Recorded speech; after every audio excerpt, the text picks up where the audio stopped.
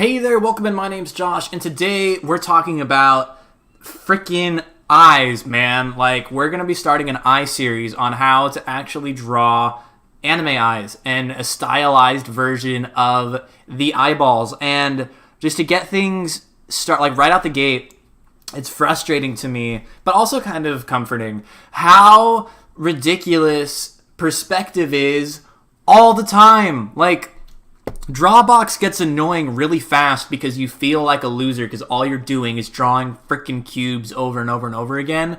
But I kid you not, it's frustrating to me how bad I am at perspective and how much I don't want to say don't value it because I do, but it's like, you think I have these expectations of myself that I should be able to do things better than I can. And yet when I struggle to make a box, it just shows. So what do I mean? What am I talking about? Well, I talked about forever in a really old video how you need to be able to know how to do perspective and know how to make cubes because the face is not flat. The face has planes and different angles going back in Z space. And you need to be able to show that. And tangibly what that means is that as you've seen from like 3/4 views, you have eyes that look like this, and then you have this one over here that's bigger. Right? And just by looking at this, right, you can see that the head in general is tilted this way, that the center line is somewhere around here, and that this eyeball is farther away than this eyeball that's closer to you. And it's the things like that, that's perspective. And then knowing, and the bottom lashes right here, simplified, they need to be on the same angle. But right now, they're not. Like, this one's going here, and this one's going here. But if you really want them to line up, you have to have them be on the same plane, going the same way. And how this is, if you view it like a cube, this is really that's not that extreme. But if this is the nose, the center plane, this is going back, and this is going this way. And it's actually a cube. Right? And here's their nose, and here's their mouth. And, anybody can draw an eye. Anybody can draw an anime eye and draw this, right? Or if you want to make it a girl, give it some extra lashes, curl it up at the end, and bring it down. Anybody can draw this. That's not hard. That's not the challenge. How do you draw anime eyes? What do you do? Do I connect it here? It's it's up to you. Do I go all the way down and then close it?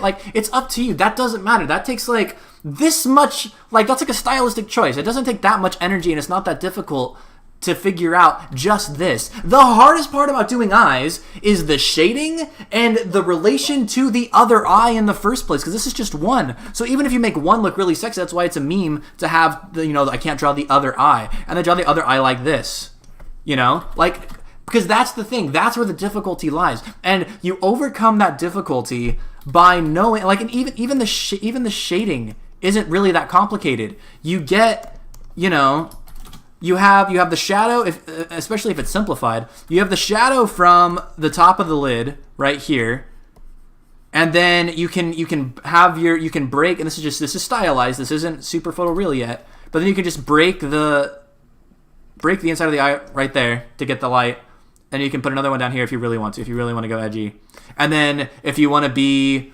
even more whatever, you can erase here and you can add the pupil, on the inside, and then get a different color, so it's really not that hard, just on paper, just doing this, here, make it blue, whatever, I don't care, well, why is it gray? I thought I chose blue. Oh, I'm all the way over here, Lamau. Maybe I'm confused. Yep. So you can do this, and then get the black, and do this, right? That's not hard. Especially if it's simplified. Getting realistic eye gets a little bit more complicated naturally as things do. But then you have this, you have the suggestion of the top of the lid here, which you can go all the way around. You can just stop it here, and you have your eyebrow, right? And then if you can have it thicker in the towards the head, and then thinner the further back you go. That's not hard. Anybody can do this.